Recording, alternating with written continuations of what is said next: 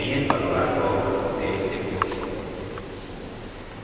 Hoy tengo el honor de dar la bienvenida a nuestra parroquia y presentar a Monseñor Don José Manuel Lorca Planes.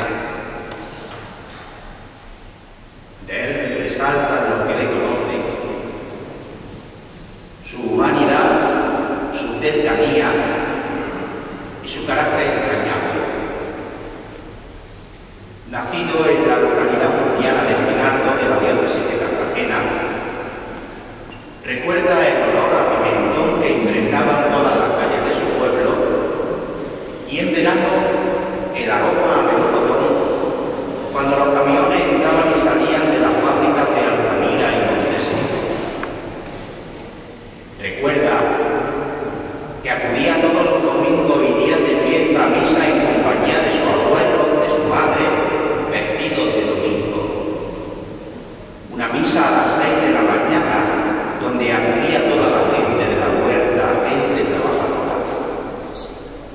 Su inquietud por la cuestión del sacerdocio se produce en el contacto con los jesuitas en las escuelas profesionales de San Jerónimo en los Jerónimos. Tenía la intención de marchar a Madrid porque había decidido ser jesuita, pero con 14 años se encontró con el padre Joseito, que era párroco de su pueblo, en Pinardo, y cuya guía le llevó a entrar primero al seminario menor de la diócesis y más tarde al seminario mayor de San Fulgencio. Es licenciado en Teología Bíblica por la Facultad de Teología de Granada y recibió la ordenación sacerdotal en la parroquia de San Pedro Apóstol de su ciudad natal, Pinardo, el 29 de junio de 1971. Su paso por el seminario marca su vida. Lo recuerda como un tiempo maravilloso. También recuerda que disfrutaba jugar al baloncesto como fórmula ideal para descubrir las sensaciones que se experimentan al trabajar en equipo, los valores que se transmiten cuando esto ocurre.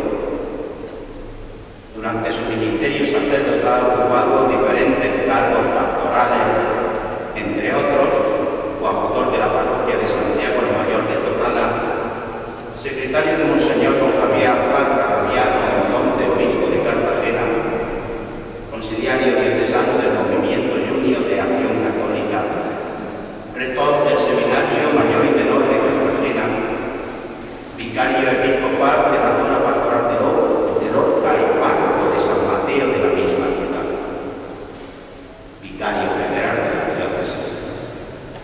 Ha sido además profesor de religión en la escuela pública, docente de orígenes del cristianismo en el Centro de Estudios Teológicos San Fulgencio de Murcia, profesor de introducción a la Sagrada Escritura, Historia de Israel, Cristología y Eclesiología en el Instituto Superior de Ciencias Religiosas Astancia San Agustín y director y fundador de la Escuela de Teología de Lorca. Monseñor Lorca es un gran devoto de la Santísima Virgen María y a ella, bajo la advocación de la Fe Santa, encomendó su diócesis de Cartagena cuando tomó posesión el 1 de agosto de 2009. Tiene especial devoción al Santísimo Cristo de la salud de su pueblo y transmite con convicción el amor misericordioso de Dios, donde se funda y edifica la Iglesia. Dice que la expresión sacramental de este amor es la Eucaristía. En ella renacemos y renovamos continuamente la comunión que Cristo trajo al mundo.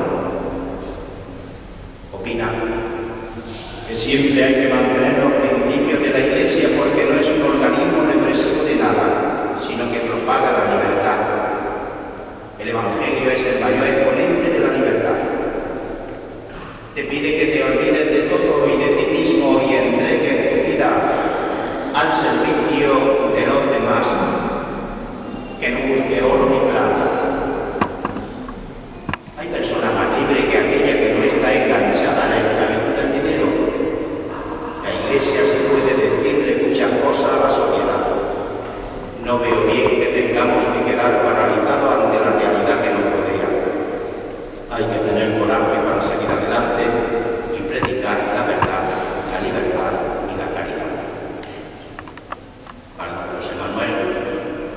creyente de hoy no es un hombre que se cruce de brazos ante lo que ocurre, sino un hombre que participa.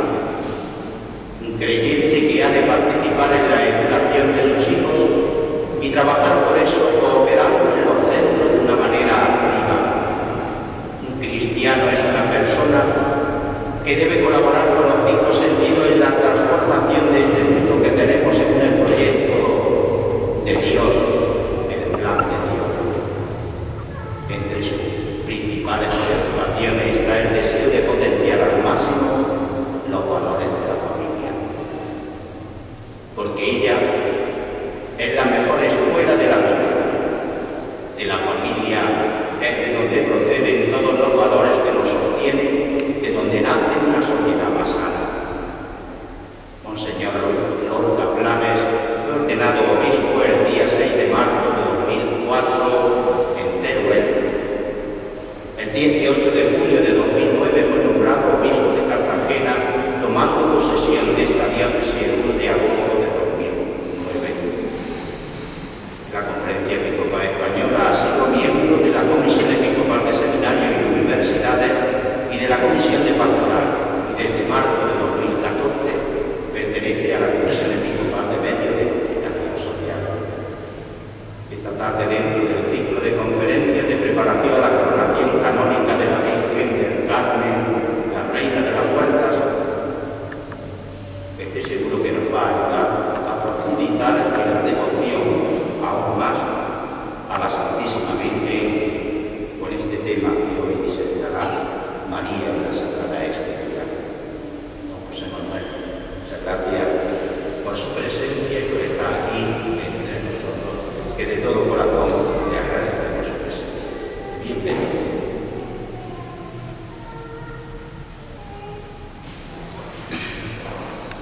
Bueno, pues muchísimas gracias también a Juan Manuel por estas palabras que te emocionan, sobre todo cuando hacen referencia a los recuerdos más íntimos que uno tiene, especialmente los vividos en los orígenes de mi vida prácticamente, y los recuerdos que yo tengo de mi respuesta a Dios, de mi respuesta al Señor.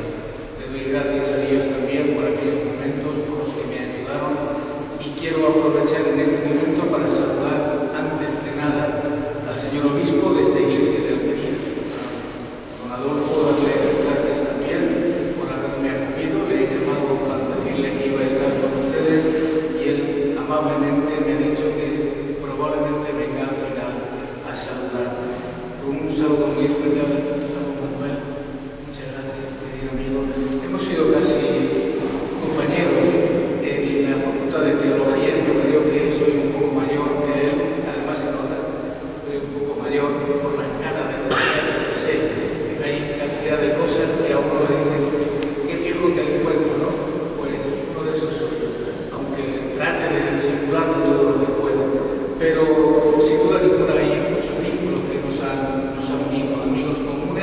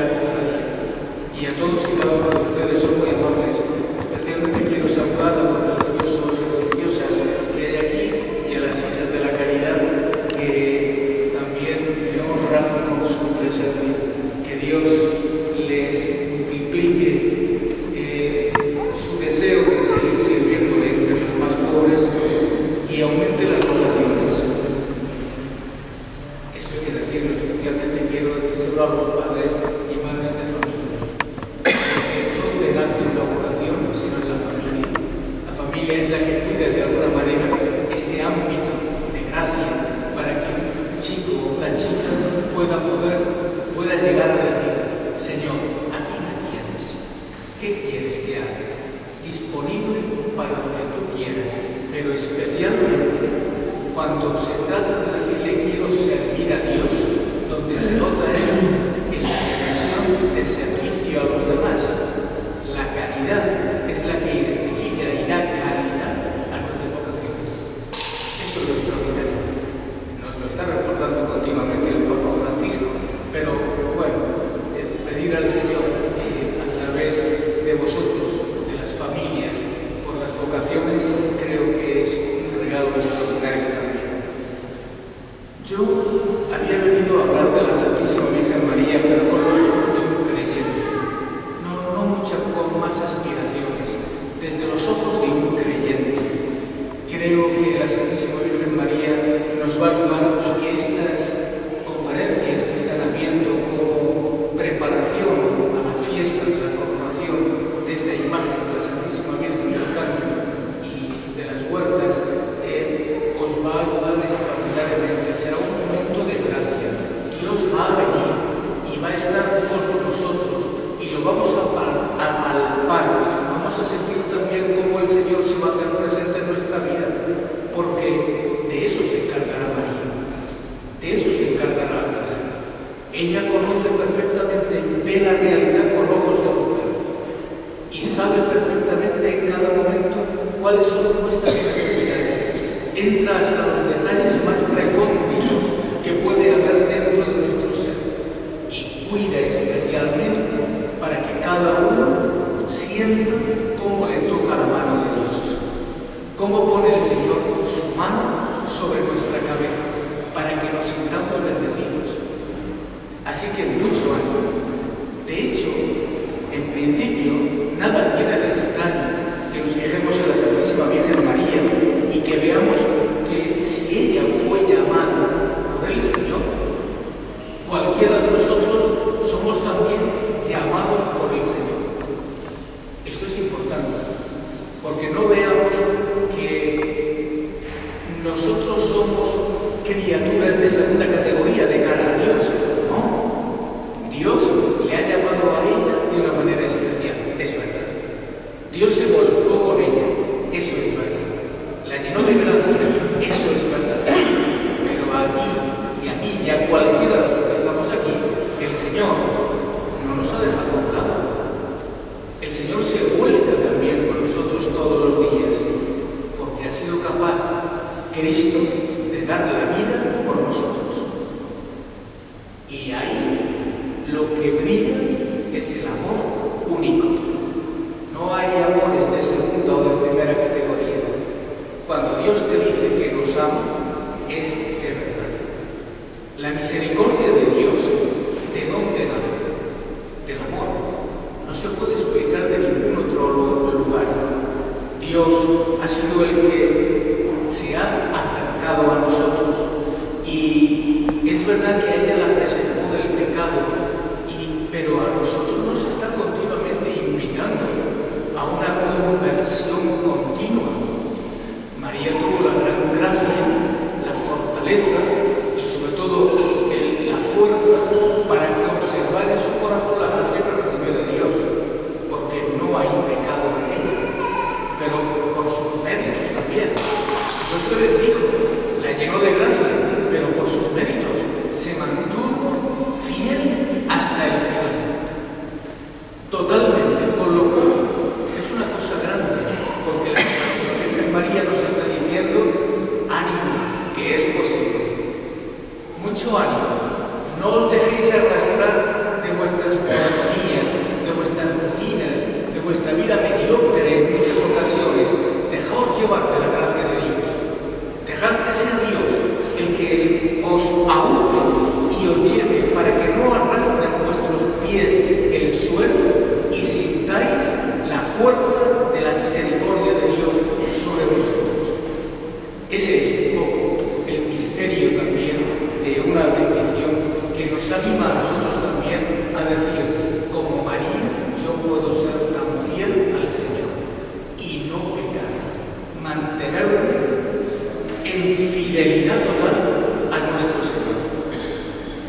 en definitiva, esto es lo que nos está pidiendo también el Papa Francisco en su mensaje de este tiempo de Cuaresma de este año, nos lo dice.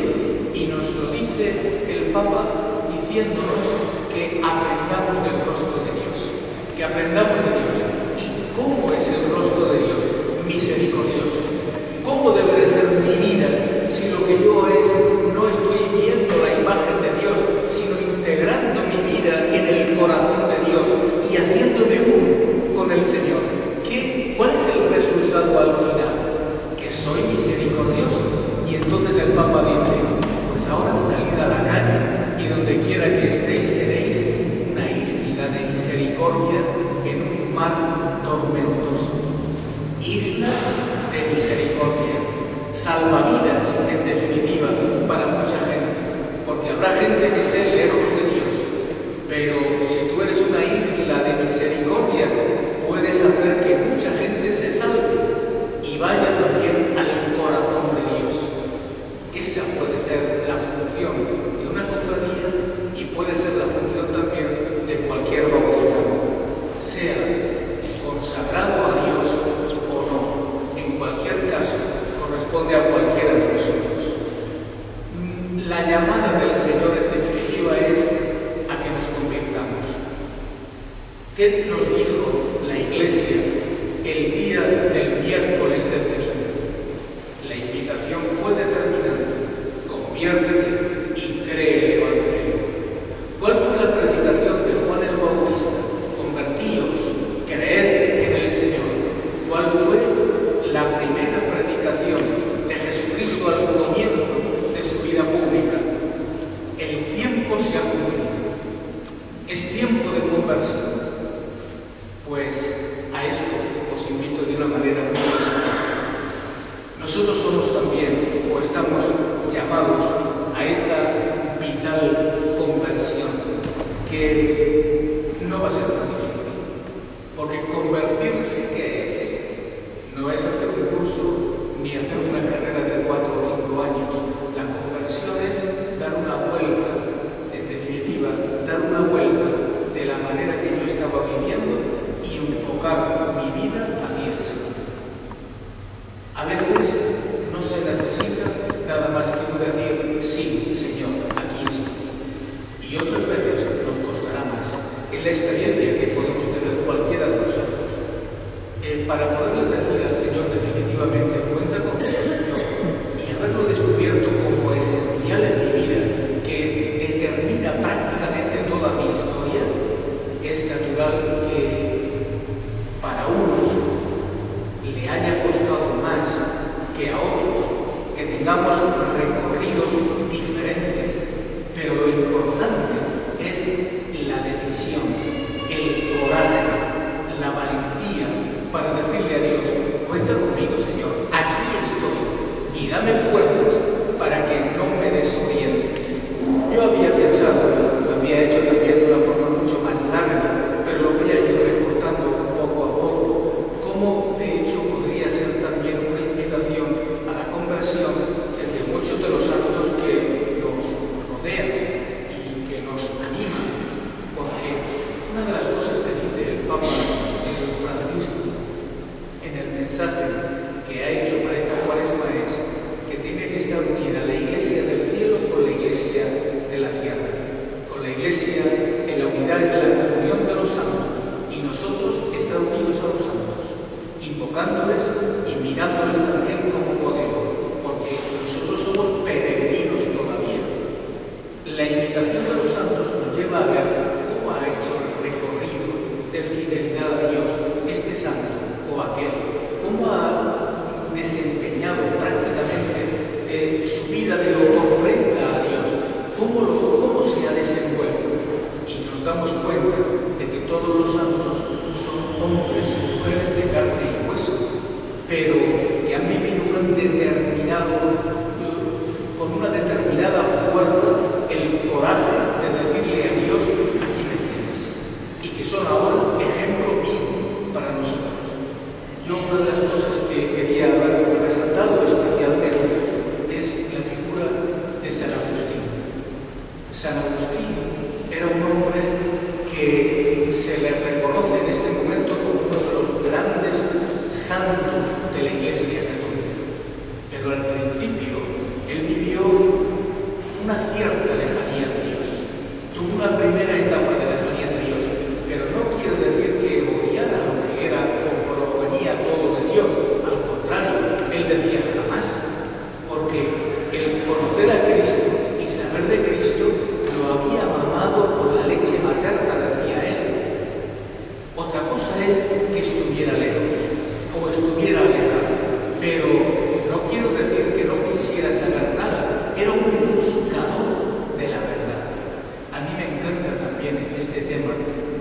decirnos que somos buscadores de la verdad. Porque si esto es así, no nos dejaremos llevar de cualquier viento, de opiniones o de ideologías. El que busca la verdad va por buen camino. Porque al final, cuando realmente has descubierto la verdad tiene el rostro de Dios. Es Dios. El que busca la verdad busca a Dios.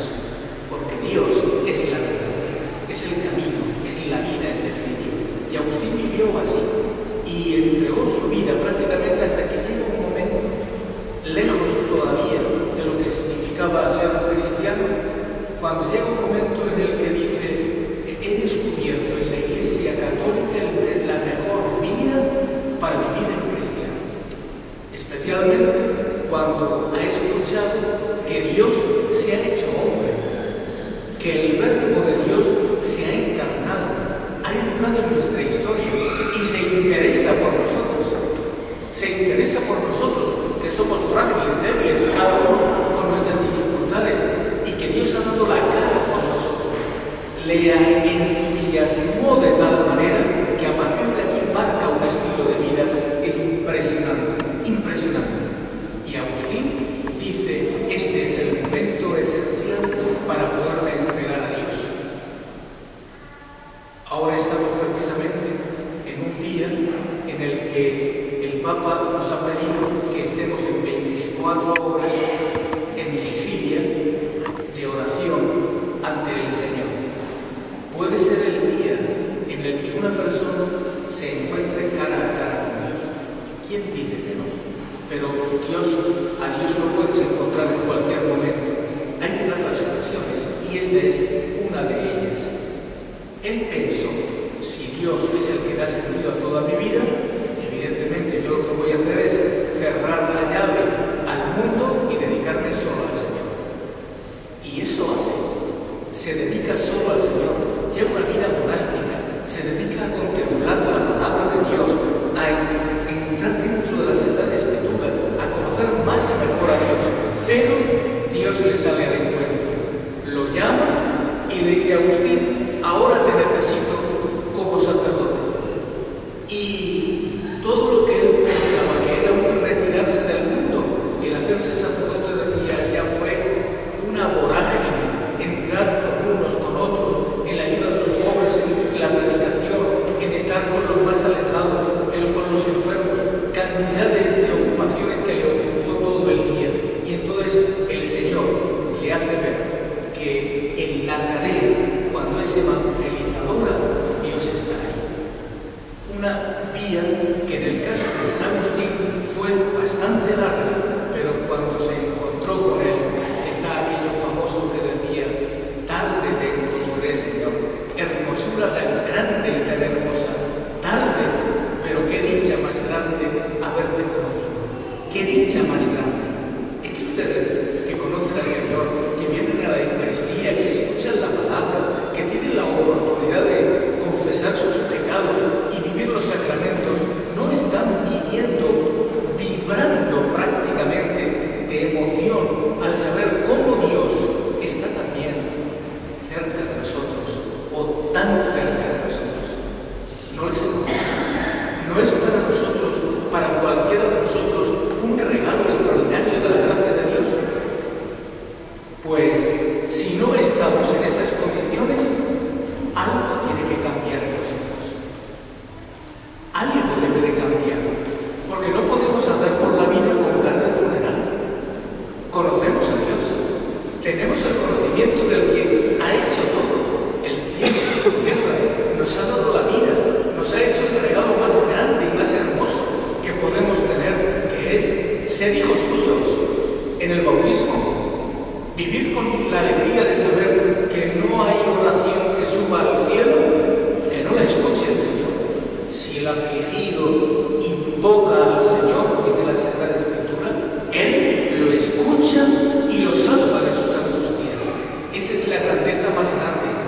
Pues imaginaos, si vosotros sois capaces de vivir esto y de sentir esto así, ¿cómo será el sentimiento más hondo de la Virgen María? ¿Cómo será? ¿Cómo será el modelo de gracia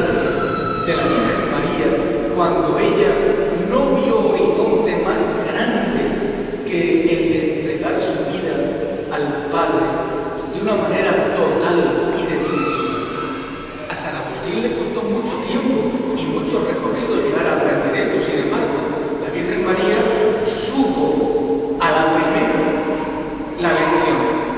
En el mismo encuentro con la gracia de Dios, ella entona un canto que todavía dura, un cántico de alabanza.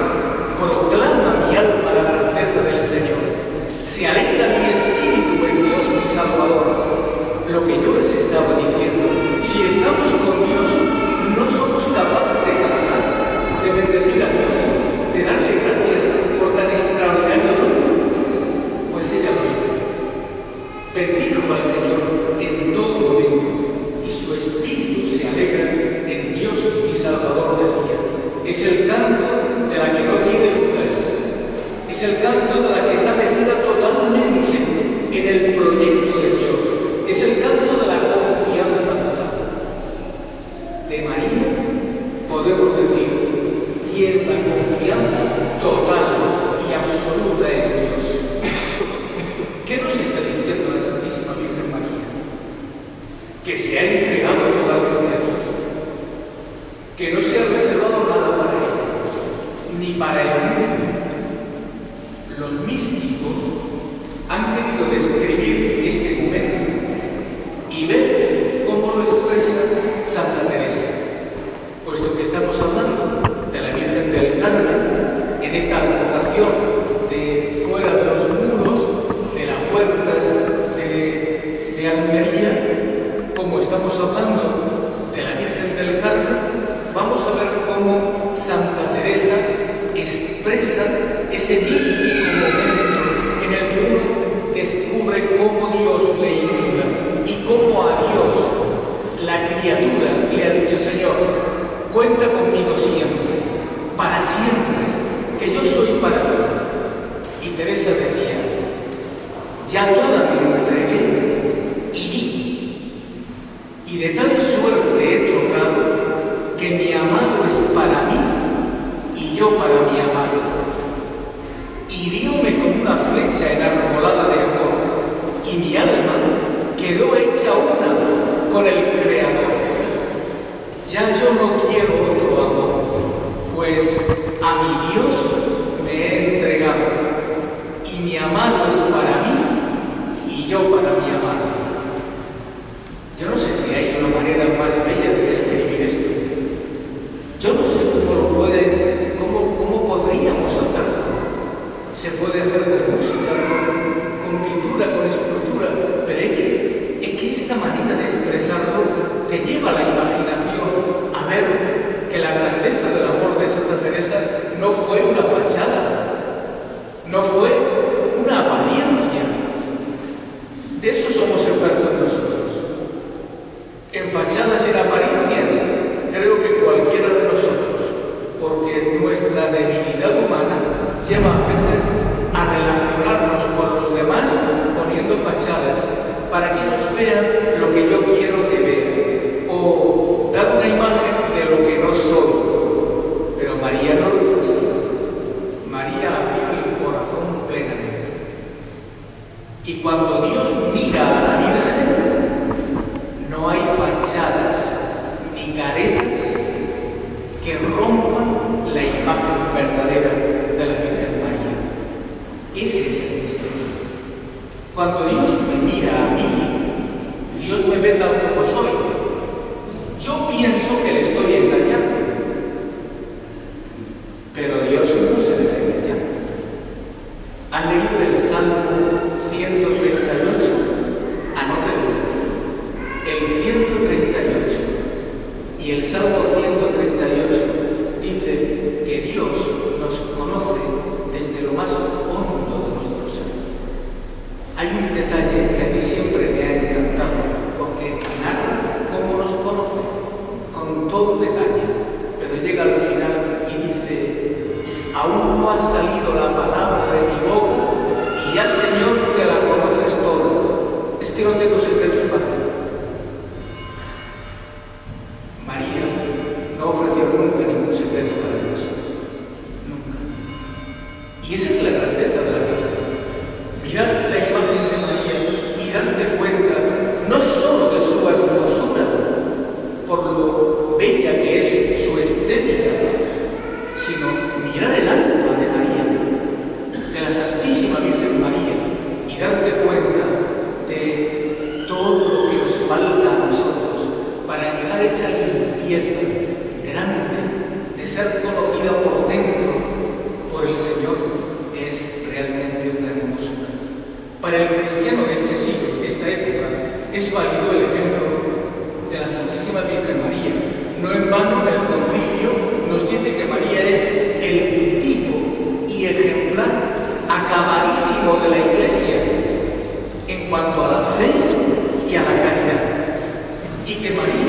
resplandece como modelo de todas las virtudes para toda la comunidad de los elegidos. Ella es nuestro modelo y no debemos olvidar pues que María fue la primera creyente en Jesús. Ha sido la primera cristiana, porque ella ha escuchado los planes de Dios. El Señor sale a su encuentro y le dice: María, quiero que colabores conmigo. Y ella dijo: amén, aquí estoy, Señor, pídeme lo que quieras. Ella es la oyente, la primera oyente. Dice San Pablo que la fe viene por el oído. Fides es oído, viene por el oído. Yo oigo que me pide el Señor e inmediatamente mi respuesta. Pues la primera oyente de Dios fue María. Hay otra clave, no solamente el Salmo 138 para darnos cuenta de cómo nos conoce Dios, sino la otra clave para vivir en cristiano nos la enseña María, la Santísima Virgen María, y es que abramos el oído. Nada complicado, nada difícil, que sepamos escuchar. Y cuando sepamos escuchar, oiremos el amor de Dios. Porque imitaremos a María acogiendo la palabra de Dios. La Santísima Virgen María es el modelo de fe. Y por eso, dentro de los distintos aspectos de la Santísima Virgen, pues quiero resaltar precisamente este, porque es el que más nos afecta. María para nosotros debe de ser la que nos guíe en nuestra... Estoy sufriendo porque no sé si me voy a pasar de tiempo. Cuando tú creas que es el momento, me avisas y paro, porque si no, al final voy a terminar molestando si paso demasiado tiempo. No quiero de ninguna de las maneras. Al plantearnos la cuestión de la Santísima Virgen María como aproximación a su figura personal y el papel en la historia de la salvación, nos surge la necesidad de tomarla como modelo también nuestro, como la que se ha unido perfectamente a Cristo, que es en definitiva a donde nos está llevando también la fe. Nosotros queremos caminar tras las huellas de la Virgen María, vivir lo más cercano posible de nuestro Señor. Su fe está interpelando la nuestra y nos ayuda a descubrir mejor cómo debe de conducirse nuestra fe para seguir avanzando. Tengo que decirle al Señor: lo que ha hecho tu madre, quiero hacerlo. Ella ha experimentado una considerable transformación al pasar de una fe hebraica a una fe cristiana. Ha estado cerca de la predicación de su hijo. Ella ha estado cerca de cuando ha tenido problemas su hijo, en las confrontaciones o en la dialéctica que le planteaban los fariseos, en los momentos difíciles de la pasión. Ha estado cerca en los momentos difíciles de su muerte en cruz y en la resurrección, y también ha estado en la explosión de fe en Pentecostés. Ha seguido todo el decurso de la historia de su hijo. La Virgen María en su fe afrontó situaciones más nuevas y desconcertantes de las que hoy pueden amenazarnos a nosotros con venirnos de frente. Vivió una experiencia única, colmada de enseñanzas para nosotros, porque se le pidió creer en un imposible, como se le ha pedido a las grandes figuras de la historia de la salvación. Por ejemplo, recuérdese a Abraham, como el Señor le dice: sal de tu tierra, ponte en camino y ya te diré dónde vas. Y sin más referencia, Abraham se pone en camino. Para una mentalidad judía, Dios se hubiera manifestado antes al sumo sacerdote que a una mujer.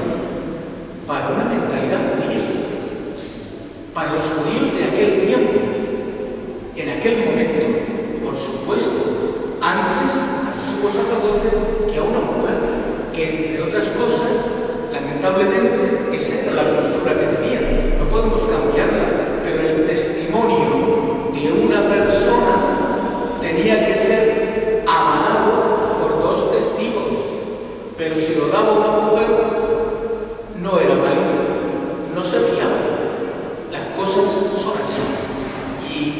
¿de quién se vale primero el Señor para el testimonio más grande que tiene la Iglesia, como es el testimonio de la resurrección de nuestro Señor Jesucristo, sino de una mujer?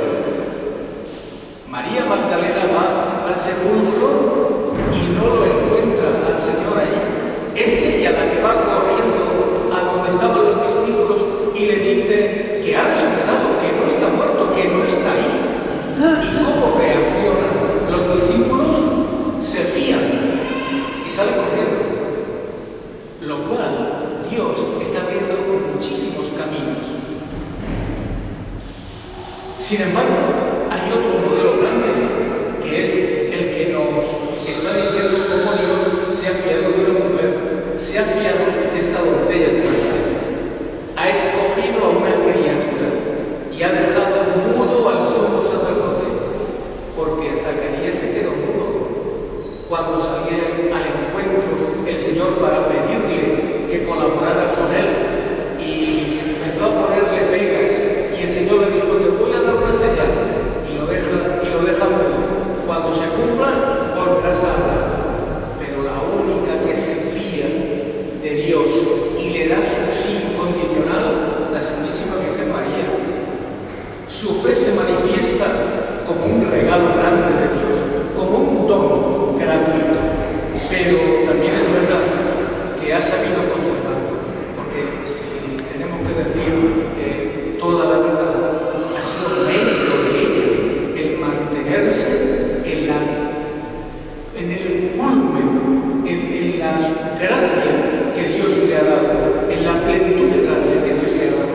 Se ha mantenido hasta el final ella, porque podía haberlo roto con el pecado, y sin embargo no, se fió y fue fiel absolutamente. Salta a la vista la estima que tenían los primeros cristianos de la madre de Jesús. Los primeros cristianos la reconocían hasta tal punto que cuando va a ver a su prima Isabel, ¿cuál fue la respuesta, el grito de alguna manera de alegría que dio Isabel al ver a su prima? Dichosa tú que has creído, la que se ha fiado de Dios. María es un modelo nuestro porque se ha fiado de Dios. Es un elogio que se centra en un aspecto importante de su personalidad. Es como destacar lo que sobresale en ella. Pero el Papa Juan Pablo II, en la encíclica Redemptoris Mater, comenta que junto a este retrato de la Virgen María hay que colocar el saludo del ángel. Bendita tú que te has fiado, llena de gracia, decía el Papa Juan Pablo II, para completar todavía mucho más esta imagen extraordinaria de la Santísima Virgen María. La plenitud de gracia es un don de Dios, pero Dios le ha concedido este don precisamente porque ha creído, porque se ha fiado. No seríamos justos si únicamente nosotros pusiéramos a María como modelo de feminidad o maternidad.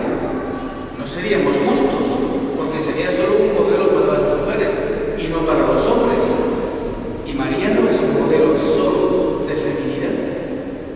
María es un modelo de creyente. Eso realmente es lo extraordinario. Yo cuando veo en este caso de la Virgen del Carmen, con una devoción enorme, con una devoción verdaderamente admirable por parte de muchos cristianos, estoy viendo también para mí un modelo, el modelo precisamente de haberte fiado de Dios, porque por muy conmovedora y verdadera que sea la representación de una madre que lleva un pequeño, no llega a hacer comprender toda la grandeza íntima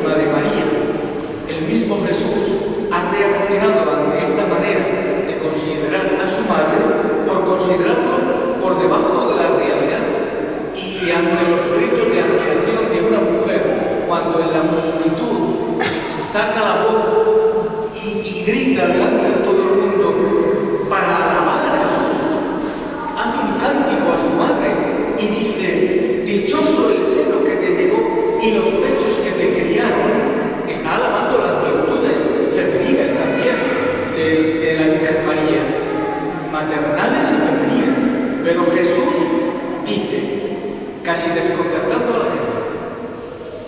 Dichosos más bien los que oyen la palabra y la guardan. Abrió el campo.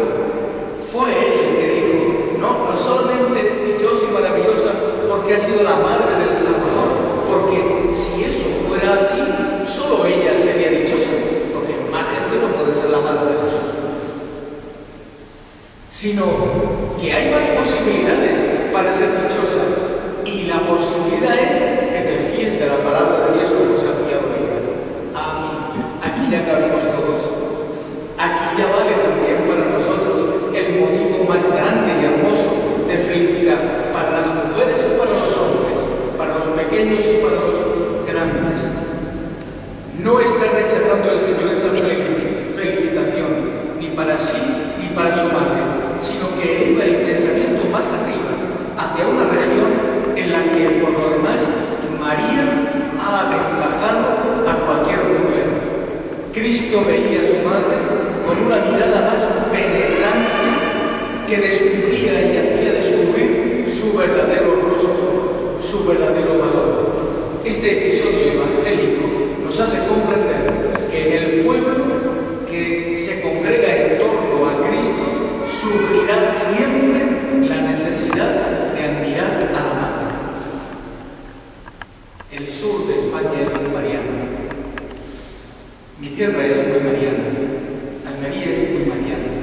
Les reconozco muchas parroquias, muchos pueblos de Almería que tienen a la Santísima Virgen María como patrona y giran también la fe y la devoción de la Santísima Virgen en torno a la Virgen María. Y eso nos salva de muchas cosas. Nos ayuda mucho. Y bendecimos al Señor precisamente por ello, porque vamos de la mano de la Virgen hacia nuestro Señor. María es bienaventurada sobre todo por haber escuchado la palabra y haberla creído. En la Anunciación, María se ha abandonado a Dios completamente. Ha respondido con todo su yo humano y femenino, con perfecta disponibilidad a lo que le pidiera el Espíritu Santo. Sale el Señor a su encuentro y María le dice, aquí está tu esclava, Señor. La escucha de la palabra de Dios es la actitud primordial de la fe. La fe, pues, es la acogida del pensamiento divino expresado concretamente en forma de palabra. Creer es abrirse a esta palabra y recibir todo el pensamiento que ella manifiesta. La fe nos exige que nos dejemos apoderar e iluminar de un pensamiento superior al nuestro. Saber que Dios es más grande que nosotros, que puede más que nosotros, que abre para nosotros horizontes de esperanza. Es fiarte de aquel que nos quiere más y nos conoce más que nosotros mismos. Nuestra fe no debe de ser fruto de una elaboración o de un proyecto personal, sino fruto de la seducción de Dios. Me has seducido, Señor, y me he dejado seducir. ¿Qué significa eso?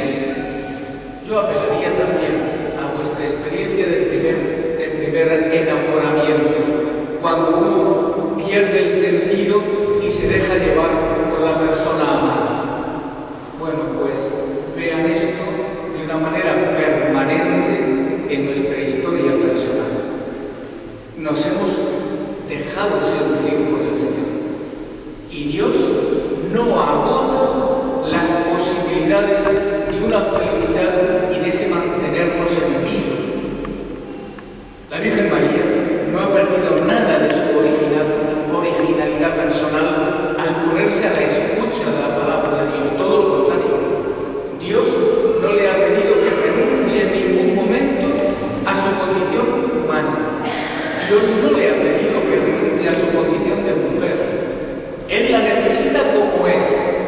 Y en esto sí que es verdad que también nosotros tenemos que perder los miedos. Dios me necesita como soy. Un hombre mayor, un joven, una mujer mayor, una chica joven. Dios nos necesita como somos. Cada uno en nuestra edad, cada uno en nuestra realidad. El Señor la quiere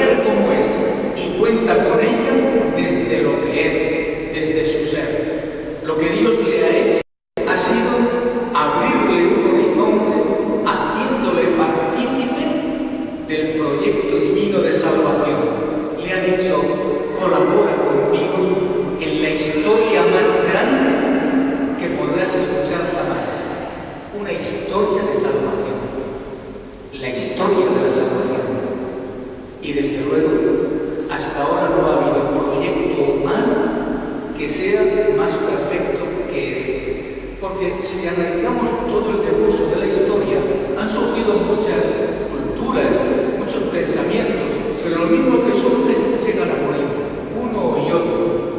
La historia de la salvación no ha muerto. ¿Dónde comienza la historia de la salvación? En el mismo momento de la creación. Cuando dice la Sagrada Escritura que el Señor de la nada crea al hombre, a la mujer, al universo entero, los hace imagen de Dios, semejantes a Dios. Ahí comienza la historia de la salvación y Dios le da la posibilidad de crecer y multiplicaros. Ahí tenéis la humanidad, hacedlo mejor de lo que os lo he entregado. En los Boy Scouts, no sé si hay algún Boy Scout, pero una de las cosas que tiene precisamente como esencial también este grupo de jóvenes o esta institución de gente joven es que dejemos siempre mucho mejor de lo que nos hemos encontrado el sitio donde hemos acampado. El sitio donde has estado tienes que dejarlo mejor de lo que te lo has encontrado. Eso es lo que nos ha pedido el Señor también. Nos habló del universo entero. Ahora arreglalo, mejóralo. Hagamos un alto en el camino, nos soltamos de brazos y estamos arreglando el mundo. Nuestra vida cree que está avanzando mucho en humanidad, en defensa de la dignidad del hombre, pero si estamos permitiendo el aborto, estamos permitiendo que se atente contra la dignidad de la mujer, permitiendo violencias, permitimos muchas veces situaciones de guerras. Toda esta serie de cosas nos hacen tocar el corazón a todos y decirnos cuándo tenemos que cambiar, cómo debemos cambiar. Esto no es lo que nos ha dicho el Señor para que mejoremos. Por eso no podemos dormir. Hay que estar en vigilancia y vivir con los ojos bien abiertos. Volviendo a la exclamación de aquella israelita que había sido la que suscitó este pensamiento acerca de la madre de Jesús, gozaba de una felicidad excepcional, de un privilegio único. Quizás su grito iba acompañado de un secreto sentimiento de envidia. Cuando alaba a Jesús en la figura de su madre, ¿quién dice que no en su interior no llegaba a tener un cierto secreto de como sentimiento de envidia? Porque esa mujer no había tenido la suerte de la maternidad semejante, no había tenido la suerte de tener a Jesús como hijo, sino que tenemos en la respuesta de Jesús, veremos la verdadera sabiduría, porque Jesús le enseña que la más profunda dicha de María es posible también para ella, que no está ella excluida de esta dicha, de este gozo, como pensaba la pobre israelita, porque a ella también se le ofrece la posibilidad de escuchar la palabra de Dios y de guardarla en el sentido de interiorizarla, acogerla en el fondo del corazón, como la tierra que acoge la semilla cuando la siembran para que luego crezcan las cosechas. Cuando se ordena un diácono, ustedes habrán visto la ordenación de algún diácono, el obispo coge el libro de la Sagrada Escritura y se lo da al diácono dentro del rito de la celebración y le dice: toma la Sagrada Escritura, esta es la palabra de Dios, léela, deja que esta palabra que tú estás leyendo entre a tu corazón, que inunde tu ser, y cuando haya inundado tu ser, vívela. Y cuando la estés viviendo, predícala, anúnciala. Eso es lo que un sacerdote debe de ver como ministerio también. Cualquier cristiano, pero al sacerdote especialmente. La palabra que inunde tu ser, como la lluvia mansa que va cayendo y empapa la tierra. Y cuando ha inundado tu ser y la estás viviendo, esta palabra que estás escuchando, entonces anúnciala, porque tendrá mucho más fuerza tu testimonio que lo que digas con tus labios. Ese es el secreto. Dice el Papa Francisco en este mensaje de Cuaresma, ¿saben lo que es la misión? La misión es lo que el amor no puede callar. Y es verdad. El amor da a conocer el brillo precisamente de la grandeza de Dios. Cuando sirves especialmente a los demás, eso el amor no lo puede callar, no lo puede ocultar. La caridad no se puede ocultar. Esa es la misión, el servicio a los demás. La Virgen María es la que sostiene la fe de la Iglesia. Hemos dicho, ella es poder, pero ¿quién es el que salva a la Iglesia cuando vienen los momentos difíciles? La Virgen María. ¿Dónde lo vemos? En el libro de los Hechos de los Apóstoles recoge cuando, después de la muerte de nuestro Señor y la resurrección, hubo un cierto desconcierto. Los discípulos no habían entendido nada. Empezaron a irse unos por un lado y otros por otro. Y los dos de Maús fueron diciendo y se encontraron al divino caminante y le dicen: es que tú no te has enterado de lo que ha pasado aquí.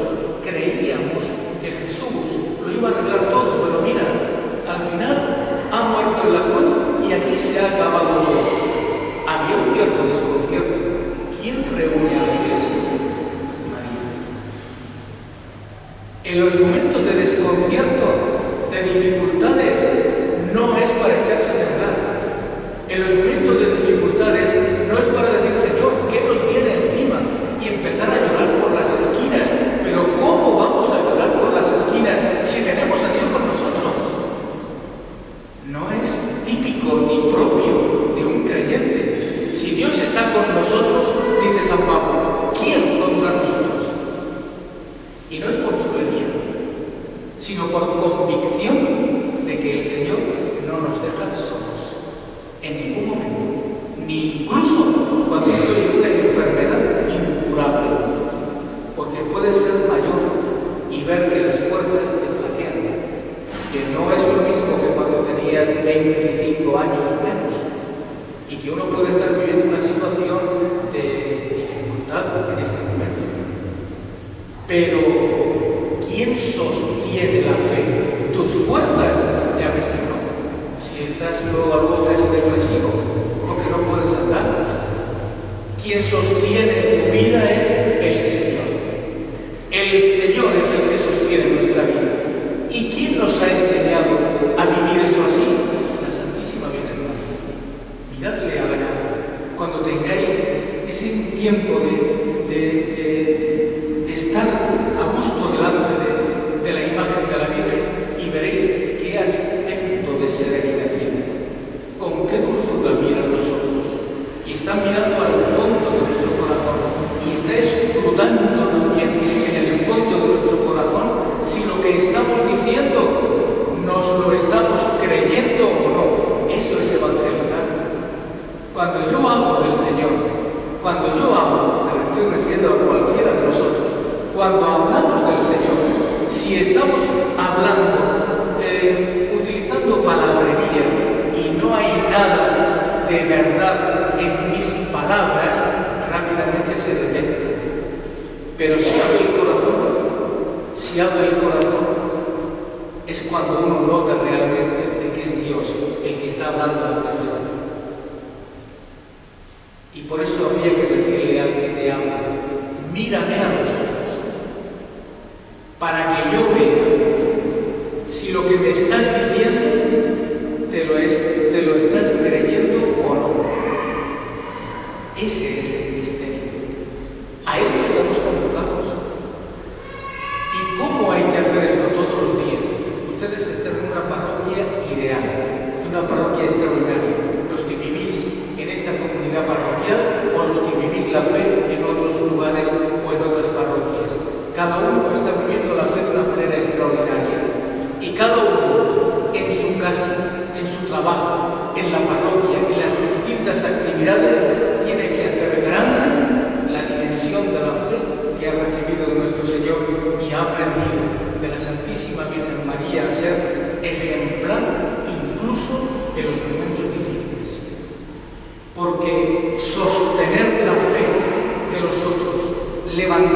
camino de los otros, ayudarles a vivir la comunión de los otros, es la mejor aportación que ha hecho también cualquiera de los santos, de los hombres y mujeres a lo largo de toda la historia de la salvación, pero más la Santísima Virgen María, la responsable prácticamente de este extraordinario modelo. Así que mucho ánimo, miremos a María y veremos en ella que es el icono de la belleza de la fe. El Papa Benedicto XVI le gustaba hablar mucho también sobre lo que significa la belleza de la fe. Bueno, pues yo diría que sin entrar demasiado en la teoría, bastaría con mirar el rostro de la Virgen para decir: Señor, tú eres grande, tú haces bien las cosas y me has elegido a mí, que soy frágil y débil. Sin embargo, yo te pido que me sigas ayudando, que me des coraje, valentía, que me des fortaleza, porque son muchos los momentos de debilidad que vienen a mi encuentro, y seguir adelante. María es la más grande de las intercesoras que podemos tener. En el himno a la Virgen de la Fuensanta, la patrona de la ciudad de Murcia, se dice: oración que sube al cielo, pasa por tu camarino.